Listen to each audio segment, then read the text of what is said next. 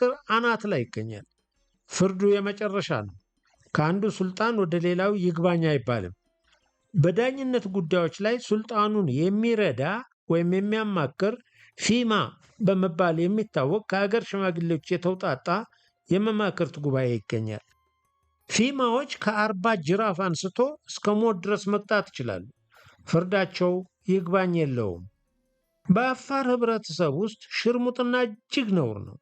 የትዳር ክቡርነት የሚለካውም ባል ለሚስቱ በሚኖረው ባህላዊ ግዴታ ነው። ባል የትም ቢሄድ ለሚስቱና ለልጆቹ ቀለብ የመላክ ግዴታ አለበት። ባል ሚስቱን መርዳትና ልጆቹን ተንከባክቦ ማሳደግ በአፋር ባህል የምሳና የእራትን ያክል የተለመደ ጉዳይ ነው። ይህም ለጋራ ደህንነታቸው መጠበቅ፣ ለማህበራዊ ኑሮ ደንብና ስርዓታቸው መከበር እንዲሁም ለስምምነት ኑሯቸው ዋናው መሰረት ነው። ልል ቤተሰባዊ ግዴታ ለልል ህብረተሰብና ለደካማ መንግስት መፈጠር አንዱ ምክንያት ነው። በአፋር ሱልጣኖችና በአበሻ ነገስታት መካከል የነበረው ግንኙነት ሁሉም በየግዛቱ ሆኖ አንዱ በሌላው ጉዳይ ውስጥ ጣልቃ ሳይገባ በተፈጸመ የጋራ ስምምነት ላይ የተመሰረተ ነበር። ለማስረጃም ያክል እንደ አውሮፓ አቆጣጠር በ1869 ዓ.ም የአሰቡ ሱልጣን አሰብን ለአንድ የጣሊያን የግል ኩባንያ በ6000 ቴለርስ ፈርሞ መሸጡና በ1883 ዓ.ም ደግሞ በአውሳው ሱልጣን መሐመድ ሐንፍሬና በሸዋው ንጉሥ ምኒልክ መካከል የአሰብ ሸዋ መንገድ ለአጋሰስ ጉዞ ክፍት እንዲሆን የተፈረመው ውል ማቅረብ ይቻላል። አፋሮች ከአፄ ኃይለ ሥላሴ በፊት በነበራቸው ታሪክ ውስጥ የራሳቸው ነፃ መንግስት ነበራቸው ለማለት ባንደፍርም አንድ ወጥ መንግስት ኖሯቸው አያውቅምና ነው። የደገኛውን ህዝብ ያክል ደግሞ የማዕከላዊ መንግስት አንድ አካል ነበሩ ብሎ ለመናገርም ይከብዳል። ይህ ስለ መንግስት ወይም ፖለቲክስ ስናወራ ነው። የአፋርና የክርስቲያኑ ደገኛ ህዝብ ትስስርን ለማየት ከፍ ሲል ያየነው የመንግስት ስልጣን ልል ግንኙነት ብቻውን አይበቃም። ስለ ህዝቡ ግንኙነትና መተሳሰር ሲነሳ ደግሞ ጉዳዩ ሌላ ነው። አፋሮች በረኞች ናቸው። ረሃብ፣ ውሃ ጥም፣ የፀሐይ ንዳድ ህይወታቸው ነው። ይህ ያኗኗራቸው ችግር ቻይና ታጋሽ አድርጓቸዋል። እንደ ደገኛው ኢትዮጵያዊ ወንድማቸው ቁንጥንጥ አይደሉም። ሲበዛ ጭምት ናቸው። ከላይ እንደ አንዳች ነገር የሚያነሆልል የፀሐይ ቃጠሎ፣ ከስር እንደ ምጣድ የሚለበልበው ትኩስ አሸዋ፣ እንደ ክር ቀጭን፣ እንደ ሽቦ ጠንካራ፣ እንደ አንበሳ መንፈሰ ብርቱ አድርጓቸዋል። ይሁንና አስቸጋሪው የአፋሮች ኑሮ ያለ ደገኛው ወገን እርዳታ የሚቻል አይደለም። ለግጦሽ፣ ለግብይት፣ ለስደት፣ ለዘመድ ጥየቃ ወዘተ ቁልቁል ወርዶ ሽቅብ ወጥቶ ክርስቲያኑ ደገኛ ደግሞ ከረምረም ብሎ መመለስ ከአፄ እገሌ የተጀመረ የማይባል ታሪከ ኦሪት ነው። የዚህ ጽሑፍ አቅራቢ ተወልዶ ያደገው አፋሮችና ደገኞች በሚገበያዩባት፣ ጎረምሶች ጠብ ሲያምራቸው በዱላ በሚናረቱባት፣ መልሰው በሚታረቁባት ቀዝቃዛ መንደር ውስጥ ነው። በልጅነት ዕድሜው ያየውን ያስታውሳል። አፋሮች በመኸር ወቅት ወደ ደጋው ክፍል ሄደው አዝመራ አጭደው ወቅተው እዚያው ከራርመው ለከርሞ የሚሆናቸውን ያክል የእህል አይነት ጭነው ሲሄዱ፣ ደገኛው ገበሬው አዝመራ ያልቀናው ጊዜ የቀንድ ከብቶቹን ይዞ ወደ አምናው ዘመዱ ሲሄድ የድርቁ ዘመን እስኪያልፍ ከነ ከብቶቹ አፋር ዘመዱ ከወተቱም ከገንፎም እያለ ከርሞ ሲመለስ በአፋርና በአራሹ መካከል ያለው ታሪካዊ ዝምድና የአፋር ክልል ኢትዮጵያዊነት መሰረቱ ይህ የዘላኑና የአራሹ ተደጋጋፊነትና ትስስር ነው። ይህ ተደጋጋፊነት ኗሪ ነው።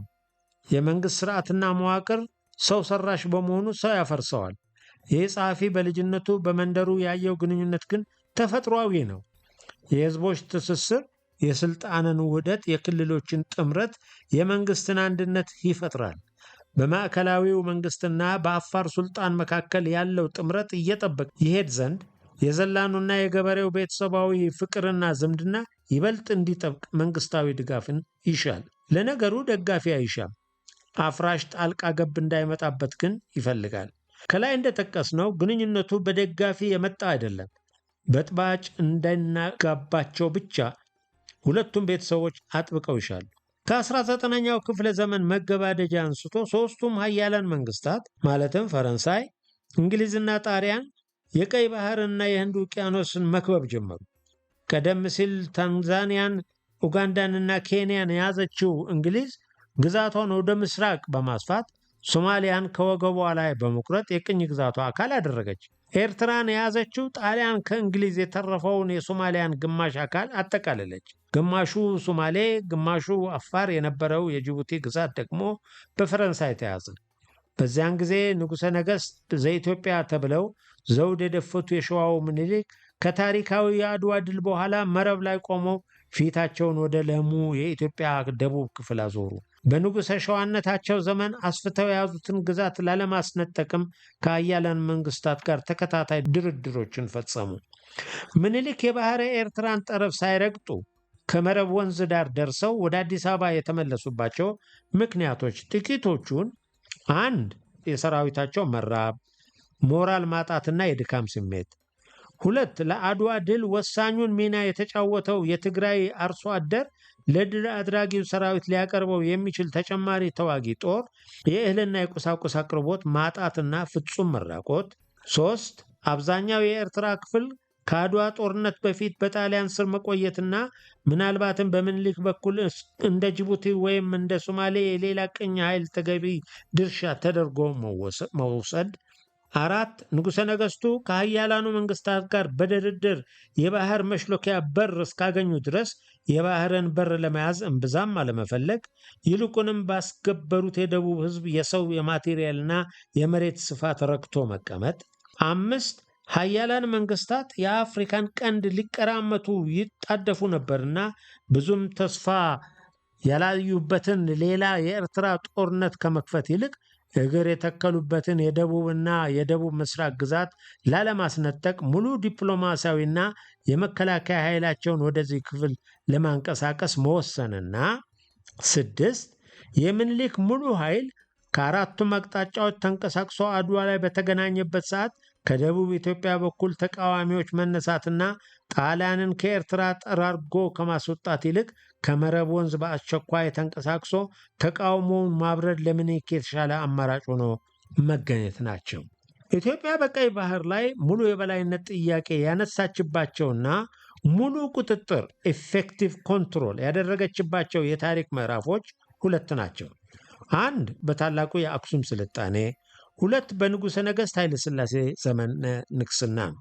በዚህ መካከል የነበሩት የሀገሪቱ ነገሥታት ቀይ ባህርን እንደ ግዛታቸው አድርገው በሕሊናቸው ቢያስቡበትም በድርጊታቸው ግን ቀይ ባህርን በተጨባጭ ኢፌክቲቭሊ ተቆጣጥረው የባህር ዳርቻውን ያስተዳደሩበት ዘመን ግን አልነበረም። ይህ በነገሥታቱ ወይም በሕዝቡ ሕሊናና በተጨባጭ ድርጊታቸው መካከል የነበረው ልዩነት፣ ይህ ልዩነት አሁንም አለ።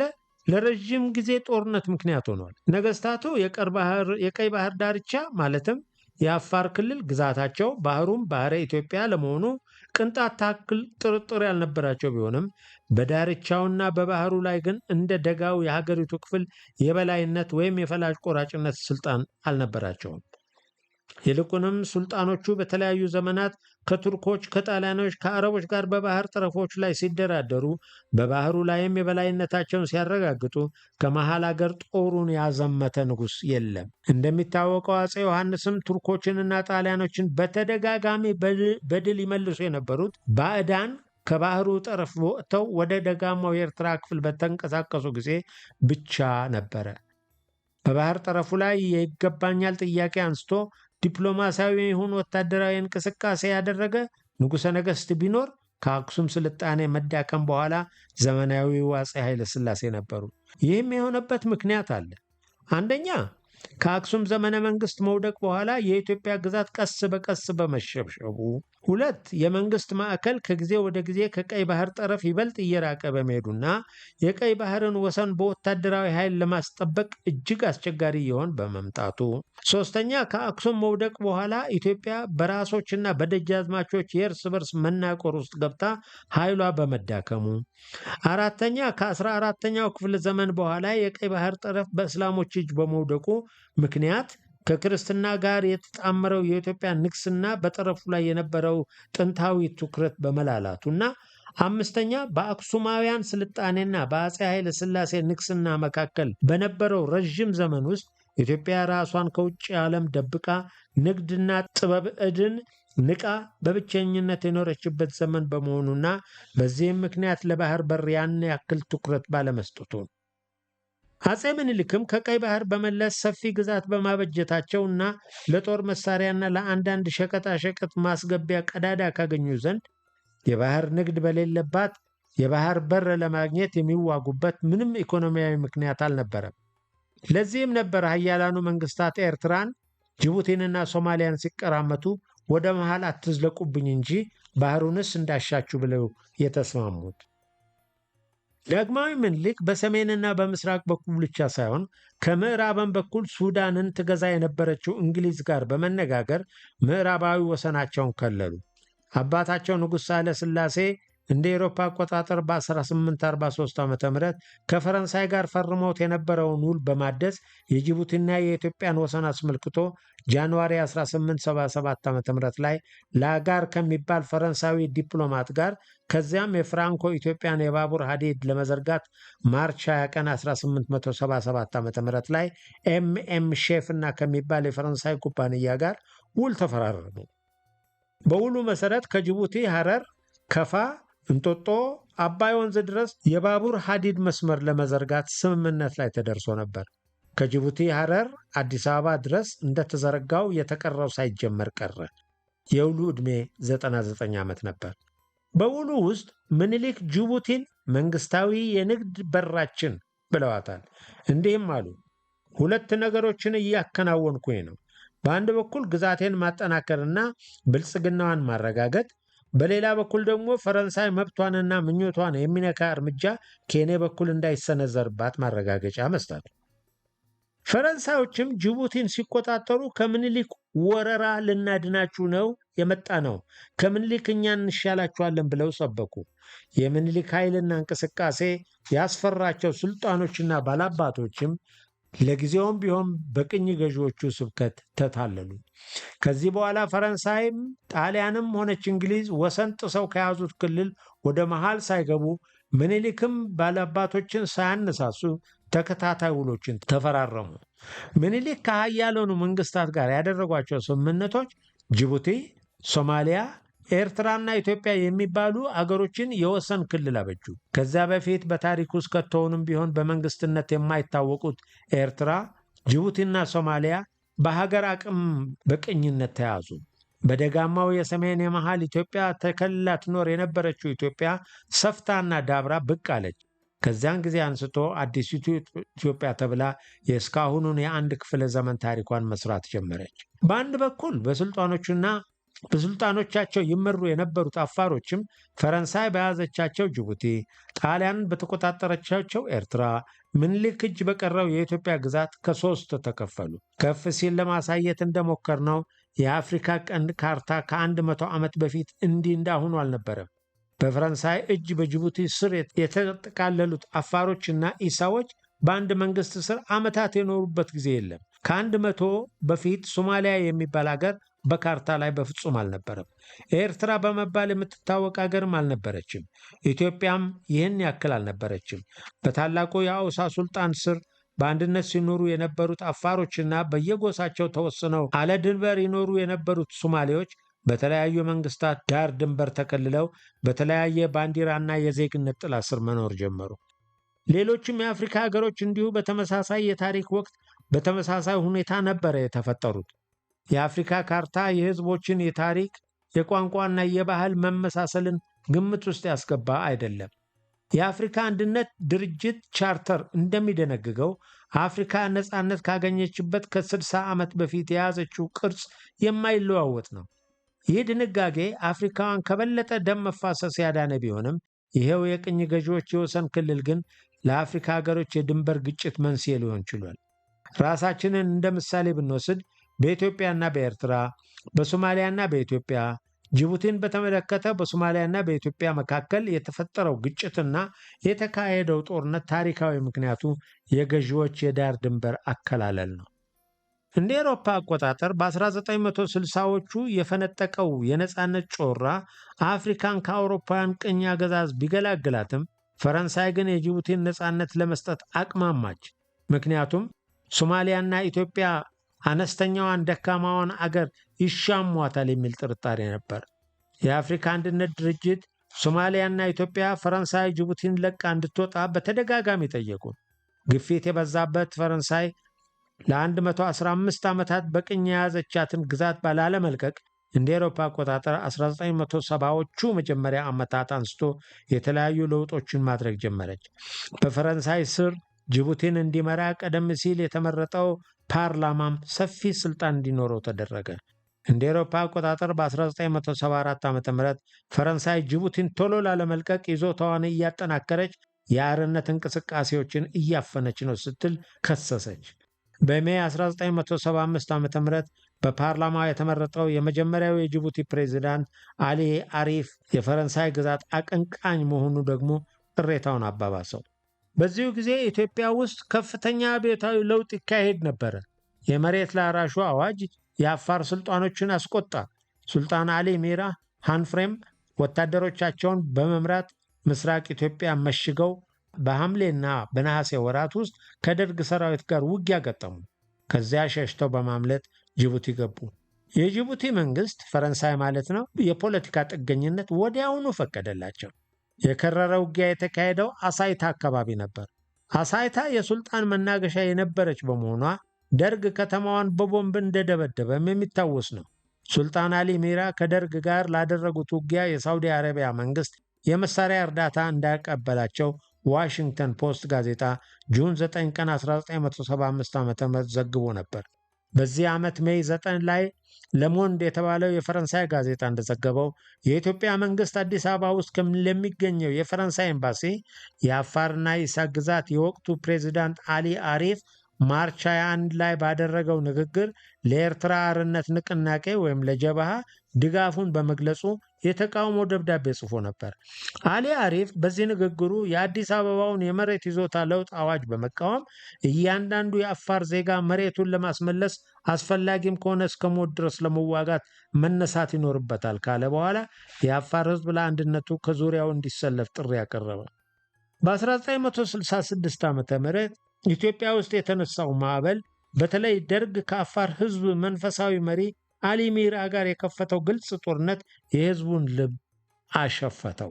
ፈረንሳይና ሶማሊያም አጋጣሚውን በመጠቀም ጅቡቲ ውስጥም ሆነ ከጅቡቲ ውጪ የአፋር ብሔራዊ ስሜትና የአንድነት ንቅናቄ እንዳይጠናከር የተሻላቸውን ሁሉ አደረጉ። የጅቡቲ ህዝብ የነጻነት ፍላጎትና የዓለም መንግስታት ግፊት ግን ፈረንሳይን ጫናት ጀመር። በ1968 ዓ.ም አጋማሽ ላይ በተደረገው የህዝብ ውሳኔ ምርጫ አብዛኛው የጅቡቲ ህዝብ ከፈረንሳይ ቅኝ ነፃ መውጣትን እንደሚፈልግ አረጋገጠ። በፈረንሳይ ቅኝ ስር ጅቡቲን ይመራ የነበረው የአሊ አሪፍ ገዢ ፓርቲ ከፈረንሳይ ቅኝ ደጋፊነት ወደ ነፃነት አርበኝነት ተለወጠ።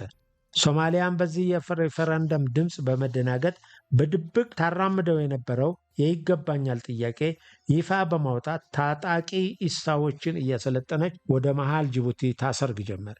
ጅቡቲ ላይ የሰፈረው 6000 የፈረንሳይ ጦር በአስቸኳይ እንዲለቅና ፈረንሳይም አልአንዳች ቅድመ ሁኔታ ጅቡቲን ለቃ እንድትወጣ የሬፈረንደሙ ውጤት ምንም ይሁን ምን ጅቡቲ ነፃነቷን እንድትቀዳጅ የሶማሌው ፕሬዝዳንት ዚያድ ባሬ አስጠነቀቁ። ኢትዮጵያ በዚህን ጊዜ በውስጥ ሁከትና የመንግስት አለመረጋጋት ችግር በመዋጧ እንደ ሶማሊያ የጅቡቲን ጉዳይ ለመከታተል ፋታ ባታገኝም የፈረንሳይን አለምንም ቅድመ ሁኔታ ጅቡቲን መልቀቅ ግን በጽኑ ደገፈች። የኢትዮጵያና የሶማሌ ፉክክር ጅቡቲን አደጋ ላይ ይጥላታል የሚል ስጋት ያሳደረችው ፈረንሳይ ግን ጅቡቲን ከስሯ ለማቆየት የማትችል መሆኗን ብትገነዘብም ሰራዊቷን ለማስወጣት ግን አልፈቀደችም። ይህም ቢሆን ኖሮ ሶማሊያ በቀጥታ ጅቡቲን እንደምትይዝና ኢትዮጵያም ይህንኑ በዝምታ እንደማትመለከት ከተገነዘበች ውሎ አድሯል። አብዛኞቹ የጅቡቲ የፖለቲካ ፓርቲዎችም ጅቡቲ ነፃነቷን እንድትቀዳጅ፣ የፈረንሳይ ጦር ግን ጅቡቲን ለቆ ላይወጣ ተማጸኑ። በመጨረሻም ፈረንሳይ የጅቡቲን ነፃነት የማውጀው ሶማሊያም ሆነች ኢትዮጵያ ጅቡቲን ላለመያዝ በውስጥ ጉዳዩ ጣልቃ ለመግባት ቃል የገቡ እንደሆነ ብቻ ነው በማለት ከዓለም አቀፉ ግፊት ማምለጫ ዘዴ ፈለገች። ሶማሊያ ፈረንሳይን አቋም አጉል ማማሃኘት ነው ስትል በጽኑ ተቃወመች። ሶማሊያ በዚሁ የሽግግር ወቅት ውስጥ የጅቡቲ ኃይሎችን በተለይም የኢሳዎችን ድጋፍ ለማግኘት ከኢትዮጵያ ይልቅ ብዙ አመቺ ሁኔታዎች ነበሯት። ኢትዮጵያ ውስጥ በጊዜው የነበረው ከባድ የፖለቲካ ቀውስ ጅቡቲ ውስጥ በተለይም ከአፋሮች በኩል አንድም የኢትዮጵያ ደጋፊ ኃይል እንዳይበቅል ከማድረጉም በላይ የሱልጣን አሊ ሚራ ጅቡቲ ላይ ሰፍሮ ደርግን የሚወጉ ኃይሎች በምስራቅ ኢትዮጵያ በኩል ውስጡን መላክ የኢትዮጵያ መንግስት በግልጽ ከጅቡቲ መንግስት ጋር እንዲፋጠጥ አደረገው። በአሊ ሚራ የነበረው የአፋር ንቅናቄ ከአረብ ሀገሮች በጅቡቲ በኩል የመሳሪያ እርዳታ በገፍ እያገኘ ነው ሲል የደርግ መንግስትም ምሬቱን ገለጸ። የዓለም መንግስታት ድርጅት ህዳር 1968 ዓ.ም ላይ 94 አባል አገሮች በተገኙበት ባካሄደው ጠቅላላ ጉባኤ የጅቡቲን ወቅታዊ ሁኔታ ከመረመረ በኋላ በ66 አገሮች ድምፅ የሚከተሉትን ውሳኔዎች ያሳለፈ። 1. ፈረንሳይ በአስቸኳይ የጅቡቲን ነፃነት እንድትቀበል። 2. የጦር ኃይሏን በሙሉ እንድታስወጣ። 3. በጅቡቲ ላይ ታሪካዊ የይገባኛል ጥያቄ የሚያነሱ አገሮች ሁሉ ጥያቄያቸውን እንዲያቆሙ። ከጠቅላላው የስብሰባ ተሳታፊዎች መንግስታት ውስጥ 27ቱ ድምፃቸውን ሲያቅቡ የጅቡቲውን ነፃነት ብትቀበልም ውሳኔው ጅቡቲ የግዛቴ አንድ አካል ናት የሚል ግልጽ ጥያቄ የያዘችውን ሶማሊያን በግልጽ ያላወገዘ ነው ስትል ኢትዮጵያ ተቃወመች። ከዚህ በኋላ ብዙም ሳይቆይ ሰኔ 17 ቀን 1969 ዓ.ም ጅቡቲ ሙሉ ነፃነቷን ተቀዳጀት። ከኢሳዎች ሶማሌዎች የወጣው ህዝባዊ አፍሪካዊ የነፃነት ሊግ ስልጣኑን ጨበጠ። ይህ ዕለት በጅቡቲ በታሪኳ ውስጥ ለመጀመሪያ ጊዜ በመንግስትነት ራሷን ለማስተዳደር የበቃችበት ታሪካዊ ቀን ሆነ። ሐሰን ጉሌድ አብቲዶን ከኢሳ ሶማሌ በ61 ዓመት ዕድሜያቸው የመጀመሪያው የጅቡቲ መሪ ሆነው ተመረጡ። አህመድ ዲኒ ከአፋር ደግሞ ጠቅላይ ሚኒስትር ሆነው ተሾሙ። አረብኛ የሀገሪቱ የሥራ ቋንቋ እንዲሆን ተወሰነ። በነፃነት በዓሉ ለመሳተፍ ኢትዮጵያን ወክሎ የሄደው በሌተና ኮሎኔል አጥናፉ አባተ የተመራው የልዑካን ቡድን ባልታወቀ ምክንያት በዓሉን ጥሎ ሲመለስ፣ ሶማሊያ ደግሞ ከነጭራሹ የበዓሉ ተሳታፊ ሳትሆን ቀረች። የሶማሊያ ጥያቄና የኢትዮጵያ ተቃውሞ በአካባቢው ጦርነት ይፈጥራል ብለው የሰጉት ፈረንሳይና ጅቡቲ ወዲያውኑ አዲስ ወታደራዊ ስምምነት ተፈራረሙ። የተወሰነ የፈረንሳይ ጦር ከጅቡቲ የጦር ሰፈሩ ሳይንቀሳቀስ 4000 የሚያክሉ የጅቡቲ ወታደሮችን መልምሎ ሊያሰለጥን ውል ተገባ። ፈረንሳይ ከነፃነቱ በኋላም ቢሆን በጅቡቲ ላይ የነበራትን ወታደራዊ ይዞታ ከዕለት ወደ ዕለት ይበልጥ ታጠናክር ጀመር። የጅቡቲ ነፃነት ጅቡቲን ጨብጦ ለመያዝ ጥሩ አጋጣሚ መስሎ ታይቷት የነበረችው ሶማሊያም እጇን መሰብሰብ ጀመረች። አንዳንድ ሰዎች አፄ ምኒልክ ጅቡቲን ከኢትዮጵያ ባይሸጧት ኖሮ የኢትዮጵያ አካል ትሆን ነበር ይላሉ። አንባቢያን ይህ አባባል ምን ያክል ትክክለኛነት እንዳለው ከፍ ሲል ካቀረብነው ጽሑፍ ይገነዘባሉ የሚል ግምት አለን። ተጨማሪ ማብራሪያ ለመስጠት ያክል ግን የሚከተለውን እንበል። አፄ ምኒልክ ጅቡቲን አልሸጧትም።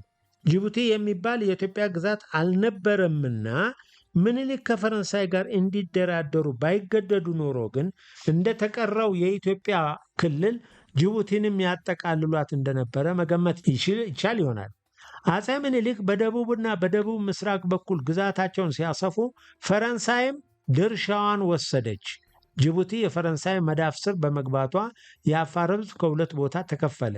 የአውሳው ሱልጣንም ግዛቱን አጠረ ይባል እንደሆነ ነው እንጂ ከአፄ ምኒልክ በፊት ኢትዮጵያን የገዙ ነገስታት ጅቡቲ ሄደው ያስገበሩበት ጊዜ የለምና ጅቡቲን ለፈረንሳይ ሸጡ የምንልበት የታሪክ ድጋፍ የለንም።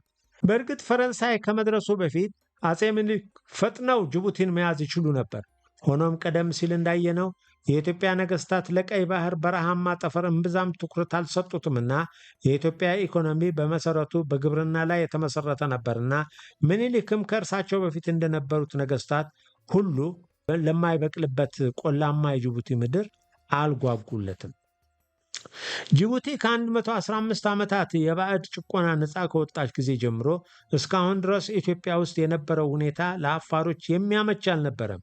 እስካሁን ኢትዮጵያ ውስጥ የታየው ክስተት የጅቡቲ አፋሮች ከሌሎች መሰል ወገኖቻቸው ጋር ትብብርም ይሁን ውህደት ለመፍጠር የሚገፋፋ አልነበረም። ኢትዮጵያ የጅቡቲን ሕዝብ ግዛቷ አንድ አካል የምታደርግበት ወይም የምትቃጣበት የታሪክም የፖለቲካም መስፈርት የላትም። በጅቡቲ ጉዳይ ውስጥ ጣልቃ መግባትም አትችልም። የጅቡቲ አፋሮች ከኢትዮጵያውያን አፋሮች ጋር ወይም ኢትዮጵያውያን አፋሮች ከጅቡቲ አፋሮች ጋር ለመዋሃድ ግን መብታቸው ነው። የእስካሁኑ ጽሑፋችን ሶማሊያም ጅቡቲም በተመሳሳይ የታሪክ ወቅት የተፈጠሩ መሆናቸውን ሳያስረዳ የቀረ አይመስለንም። ከጅቡቲ በፊት ሶማሊያ ከሶማሊያ በፊት ጅቡቲ የሚባል አገር በዓለም ካርታ አትታወቅም። ከጅቡቲ ከተማ እስከ ኪስማዮ ድረስ ነፃ መሬት ነበር። በትውልድ ሐረግ ተቀምጠው ጎሳቸውን ከሚመሩ የጎሳ መሪዎች በስተቀር መንግስትም የመንግስት ሹመኞችም አልነበሩም። ሶማሊያ ነፃ መንግስትነት ስትታወቅ ገና 33ኛ ዓመቷ ነው። ጅቡቲም ገና 15 ዓመት ሊሆናት ነው። ፈረንሳዮች ሶማሊኛ ተናጋሪ የሆኑትን ኢሳዎች ከሌሎች ሶማሌዎች ለይተው በመግዛታቸው ሶማሊያ ጅቡቲን የኔ ናት ማለት አይቻላትም። ኢትዮጵያም ፈረንሳዮች አፋሮችን ቆርሰው በጅቡቲ ስር በመቆየታቸው የኔ ናቸው ማለት አይቻላትም። ጅቡቲ የኢትዮጵያም የሶማሌም አይደለችም፣ የጅቡቲዎች ናት። ሐሳብ ከልካይ የለውምና አንዳንድ ነገሮችን ግን ማሰብ ይቻላል። አፋሮች ወደ ኢትዮጵያ፣ ኢሳዎችም ወደ ሶማሌ ወይም ደግሞ በፌዴሬሽን ወይም በኮንፌዴሬሽን ስምምነት ከኢትዮጵያ ወይም ከሶማሌ ጋር መቀላቀል። ይህ ሊሆንም ላይሆንም ይችላል። የማያዋጣውንና የሚያዋጣውን የሚያውቀው የጅቡቲ ሕዝብ ራሱ ብቻ ነው። ቀደም ሲል እንደ ኤሮፓ አቆጣጠር በ1877 ዓ.ም ዳግማዊ ምኒልክ ከጅቡቲ አዲስ አበባ ድረስ የባቡር ሐዲድ ለመዘርጋት ከፈረንሳይ መንግስት ጋር ውል እንደፈረሙ ጠቅሰናል። ውሉ በፈረንሳይና በኢትዮጵያ መካከል እንጂ በጅቡቲና በኢትዮጵያ መካከል አይደለም። የውሉም ዕድሜ 99 ዓመት እንደሆነም በውሉ ላይ ተጠቅሷል። ማለት ከ99 ዓመት በኋላ የባቡር ሐዲዱ ሙሉ የኢትዮጵያ ንብረት ሊሆን። ውሉ 99 ዓመት ሲሞላው 3 ዓመት ይቀረዋል። ከ3 ዓመት በኋላ ውሉ ምን ሊሆን ነው? ሊሻር፣ ሊሻሻል ወይም ሊታደስ? የባቡር መስመሩ በመጀመሪያ ፍራንኮ ኢትዮጵያን ከዚያም ኢትዮ ጅቡቲ የባቡር ሐዲድ ኩባንያ በመባል ተሰይሟል። ከ3 ዓመት በኋላም የኢትዮጵያ ባቡር ሐዲድ ኩባንያ ይባል ይሆናል። ኢትዮጵያን በውሉ መሰረት ብቸኛው የኩባንያው ባለቤት ልትሆን ትችላለች። ይህ የባለቤትነት ዝውውር የጅቡቲን የኢትዮጵያ አካል ያደርጋታል ብሎ መገመት ግን ትክክል አይደለም። በነገራችን ላይ በባለቤትነት ዝውውሩ ላይ ጅቡቲ የራሷን ተቃውሞ ታቀርብ ይሆናል። ይኸውም ውሉ በፈረንሳይና በኢትዮጵያ መካከል ብቻ የተፈረመና እኔ ያልፈረምኩበት በመሆኑ በአሁኑ ጊዜ ግን ኩባንያው የጋራ ንብረታችን በመሆኑ ወደ ኢትዮጵያ ሊዛወር አይገባም የሚል ነው። ጉዳዩ በዓለም አቀፍ ሕግ መሰረት ሌላ ድርድርን የሚጠይቅ ሊሆን ይችላል። ምክንያቱም አንዲት ነፃና ሉዓላዊት ሀገር በሽርክናም ሆነ በሙሉ ባለቤትነት የምትቆጣጠረው የባቡር መስመር ግዛቷን ለዚያውም ቅኝ ገዢ ኃይል የፈረመው ውል እንዴት አቋርጦ ማለፍ ይችላል የሚለው ጥያቄ አከራካሪ ስለሆነ ነው። ግን ጅቡቲ ነፃነቷን በተቀዳጀችበት ወቅት ከኢትዮጵያ ጋር ኢትዮ ጅቡቲ የባቡር ሐዲድ ውል በሚል የተፈራረሙበት ውል እስካልሻረው ድረስ ከሰኔ ወር 1983 ዓ.ም ወዲህ ጅቡቲ ውስጥ አዲስ የፖለቲካ ለውጥ እየታየ ነው። የንግድ ሚኒስትር የነበሩት ሮብሌ አዋሌህ ፓሪስ ውስጥ ለ6 ዓመታት በስደት ከኖሩ በኋላ የጅቡቲ ብሔራዊ ዴሞክራሲያዊ ፓርቲን መስርተው በመንቀሳቀስ ላይ ናቸው። የአንድነትና የዴሞክራሲ መድህን ግንባር ሰኔ ወር 1983 ዓ.ም ፓሪስ ላይ ተመስርቶ የኦፕቲዶንን መንግስት የነፃ ምርጫ እንዲፈቅድ ለማስገደድ አለዚያም ለማንበርከክ የትጥቅ ትግል እያካሄደ ነው። ህዝባዊ የእድገት ንቅናቄ የተሰኘው ሌላ የፖለቲካ ፓርቲም እንዲሁ የኦፕቲዶንን መንግስት ወደ ዲሞክራሲ ለማምጣት እየታገለ ነው። የኦፕቲዶን መንግስት ስልጣኑን ለተቃዋሚዎች ለማጋራት ፈቃደኛ ባለመሆኑ ከፖለቲካው ትግል ይልቅ የትጥቅና የአመፅ ትግሉ አይሎ ይገኛል። ለብዙ ዘመን የተኩስ ድምፅ የማያውቃት ከተሞች በቦምብ ፍንዳታዎች እየተናጡ ነው። በጥርጣሬ ብዙ ወጣቶች እየታሰሩ ነው። ድርቅ ከእርስ በርሱ ግጭት ጋር ተዳምሮ ህዝቡን ለስደት ዳርጎታል። በፈረንሳይ ሸምጋይነት በተለያየ ወቅት የተኩስ አቁም ስምምነት ቢፈረምም ውጤት አላሳየም። ተቃዋሚ ድርጅቶች በተለይም የመድህኑ ግንባር እንደ ፕሮግራሙ አድርጎ የሚያራምደው ዓላማ ፕሬዚዳንት ኦፕቲዶን አንደኛ ሁሉም ተቃዋሚዎች የሚሳተፉበት የሽግግር መንግስት እንዲመሰርት እንዲፈቅዱ፣ ሁለተኛ ህገ መንግስት ተረቆ ለህዝብ ውሳኔ እንዲቀርብ እንዲያደርጉ፣ ሶስተኛ አጠቃላይ ምርጫ ተደርጎ ለአሸናፊው ፓርቲ ስልጣናቸውን ለመልቀቅ ፈቃደኛ እንዲሆኑና አራተኛ የአፋር ህዝብ ሙሉ በሙሉ በኢሳዎች በተያዘው መንግስት ውስጥ ተገቢ ድርሻ እንዲያገኝ እንዲያደርጉ ነው። ኦፕቲዶን ስልጣናቸውን ለተቀናቃኞች ለማካፈል ወይም በምርጫ ተሸንፈው ለመልቀቅ ከልብ አልተነሱም ሲሉ አንዳንድ ታዛቢዎች ይናገራሉ። ባለፈው ወር ህገ መንግስት ረቆ በህዝበ ውሳኔ ጸድቋል ተብሏል። በያዝነው ወር ውስጥ ደግሞ የፖለቲካ ድርጅቶች ለህዝብ ምርጫ ቀርበው የኦፕቲዶን መንግስት በፓርላማ ውስጥ 72 ከመቶ ቦታ መያዝ አሸንፏል። በምርጫው ተሳትፎ 28 ከመቶ መቀመጫ ያገኘው የዲሞክራሲና የአንድነት መድን ግንባር ምርጫውን አልቀበለውም ብሎ በፓርላማው እንደማይሳተፍ አስታውቋል። ስለዚህ ያቀረበው ምክንያት ምርጫው የተጭበረበረ ነው የሚል ነው። ድርጅቱ አሁንም በትጥቅ ትግሉ ሳይገፋበት እንደማይቀር ይገመታል። የጅቡቲዋ አስተማሚ ፈረንሳይ ዛሬም ጅቡቲን ጉዳይ ፈር ለማስያዝ የባህር ኃይሏን በማንቀሳቀስ ጅቡቲ ውስጥ የነበራት የጦር ኃይል ወደ 4200 ከፍ እንዲል አድርጋለች። ተቃዋሚዎች ይህን አድራጎት ጣልቃ ገብነት ብለው አውግዘውታል። የፈረንሳይ ፍላጎት ግን ግልጽ ነው። በአንድ በኩል ፕሬዚዳንቱ ኦፕቲዶን ዲሞክራሲ እንዲፈቅዱ ለማስገደድ፣ በሌላ በኩል ደግሞ ጅቡቲ በጅቡቲነቷ ተጠብቃ እንድትኖርና የራሷ የፈረንሳይ